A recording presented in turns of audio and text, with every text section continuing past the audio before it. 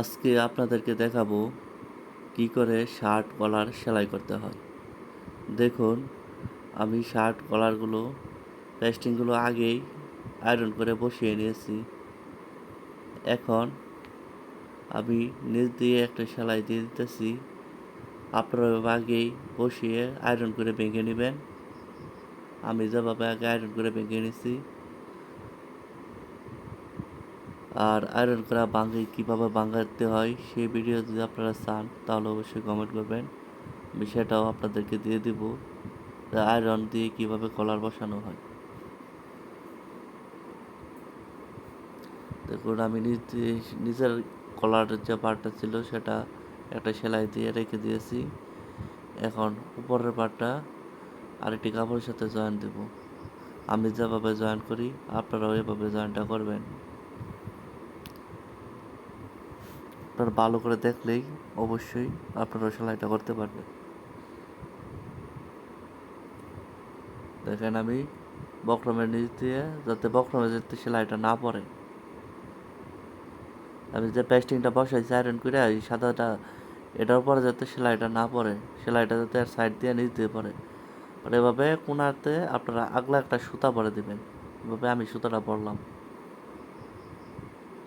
পরবর্তীতে আপনার কলারটা উল্টাইলে তাইলে এই সুতাটা দিয়ে টান দিলে কোনাটা খুব সুন্দরভাবে উঠে যাবে। এই সেলাইটা দেওয়ার সময় খুব ধীরে সুস্থিরে দিবেন যাতে পেস্টিংয়ের উপরে সেলাইটা না পড়ে।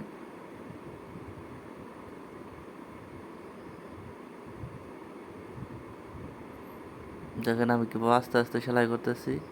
আবার এই কোনাতে আবার আমি কিন্তু সুতা ভরবো। এই যে দেখেন, আমি কিন্তু সুতাটা আবার ভরে নিতেছি যাতে পরবর্তী উল্টাইলে কোনাটা ভালো করে উঠে যায়।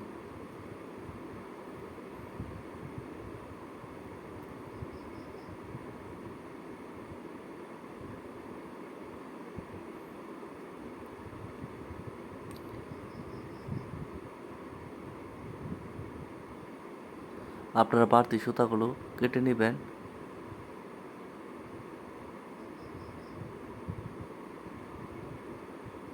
হাফ ইঞ্চি রেখে তারপরে কাটবেন। আমি যেভাবে কাটতেছি বাড়তি কাপড়টা হাফ ইঞ্চি রেখে কাটবেন।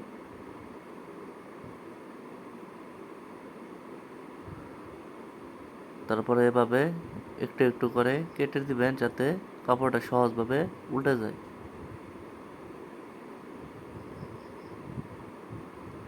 দেখুন, কাপড়টা উল্টিয়ে নিলাম। এই সুতাটা পরছিলাম, এই সুতার মাঝে আমি টান দিয়ে কোনাটা তুলে নিলাম।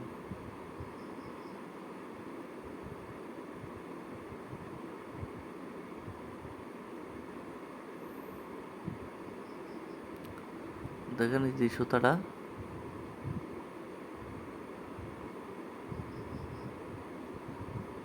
এই সুতাটা পরাতে আমার কোনাটা কিন্তু ভালোভাবে উঠে গেছে।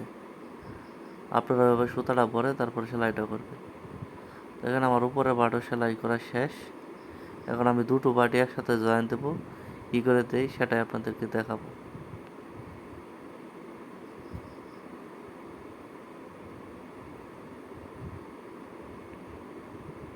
এবার মাঝখানে একটা দাগ কেটে নেবেন, তাহলে কলারটা বসাতে সুবিধা হয়।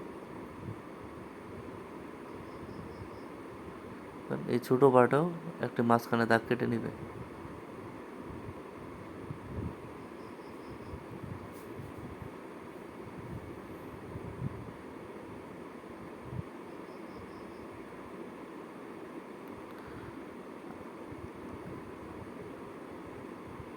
দেখুন কিভাবে কলার পাটটি বসাতে হয়।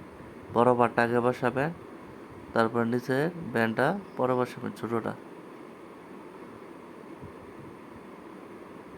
ছোটোটা উপরে বসিয়ে তারপর এই যে মাঝখানে দাগটি মিলিয়ে এভাবে সেলাইটা দিয়ে দিবেন। মাঝখান থেকে সেলাইটা নেবেন যাতে মাঝখানে দাগটা খুব সুন্দর করে মিলে যায়। দেখেন আমি কিভাবে সেলাইটা করছি। সবসময় খেয়াল রাখবেন যাতে পেস্টিংয়ে যাতে সেলাইটা না পড়ে। যে সাদা পেস্টিংটা দেখা যাচ্ছে এখানে সেলাইটা যাতে না পড়ে।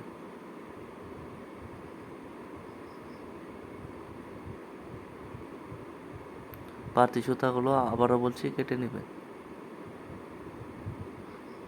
তারপর এই যে অপর পাশে যে খোলা জায়গাটা সেটা ওখানে আবার আমি এই পাশ থেকে সেলাইটা লাগিয়ে দিব।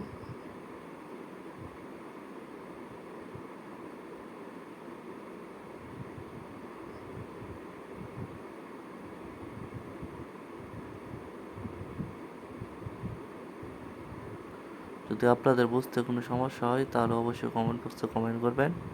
আমি আশা করি পরবর্তীতে আপনাদেরকে আরও সুন্দরভাবে বোঝানোর জন্য। এভাবে আবার কাপড়টি কেটে নেবেন। এখানে আমি কিভাবে কেটে নিচ্ছি, বাড়তি কাপড়টি এভাবে কেটে ফেলে দিবেন।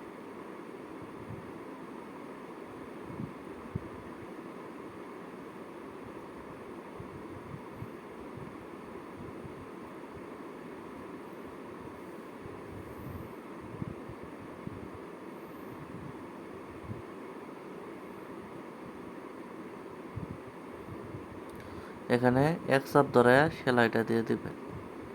আমি হালকা একটু ব্যাক স্টিচ দিয়ে নিলাম, আপনারা এভাবে ব্যাক স্টিচ দিয়ে নেবেন। আমার এখানে কিন্তু মেশিনের সুতাটা শেষ হয়ে গেছিল, তাই আমি সেলাইটা খুলে ফেলতেছি। এখান থেকে সেলাইটা দিলে আবার সেলাইটা মোটা দেখা যাবে, তাই আমি পুরো সেলাইটা খুলে নিলাম। এখন আমি মেশিনের সুতাটা ভরে তারপর দেখাবো আবার কি করে সেলাই করতে হয়। সেলাইটা যখন করবেন এখানে এক চাপ ধরাইয়া সেলাইটা করবেন।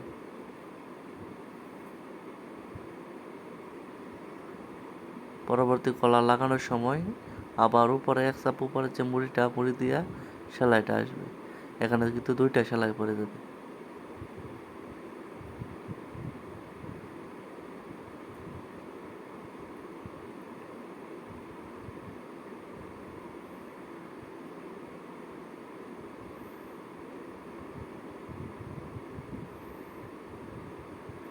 আমি মেশিনে সুতাটা ভরে নিচ্ছি।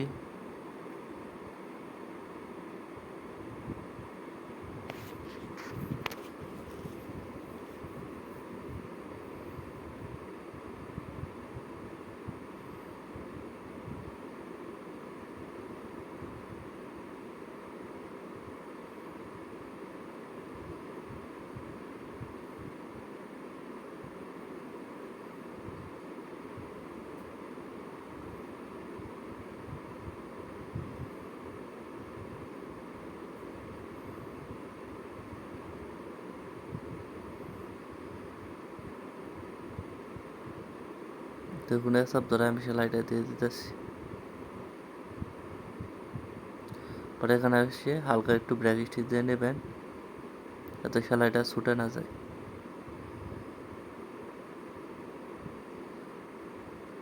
এখন সেলাইয়ের জায়গাটা রাইখা তারপর নিচ দিয়ে আমি ছাটাইয়া দিব। এখানে আমি যেভাবে ছাটাইয়া দিতেছি আপনারা এভাবে ছাটাইয়া নেবেন, তো সেলাইয়ের জায়গাটা রাইখে নেবেন।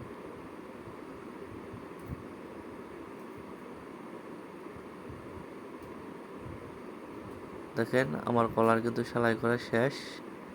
তারপর শার্টে জয়েন্ট করব। যদি জয়েন্টের ভিডিও আপনারা পেতে চান তাহলে অবশ্যই আমার কমেন্ট বক্সে কমেন্ট করবেন।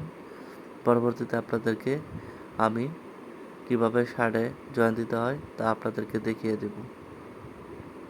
ভিডিওটি যদি ভালো লাগে তাহলে একটি লাইক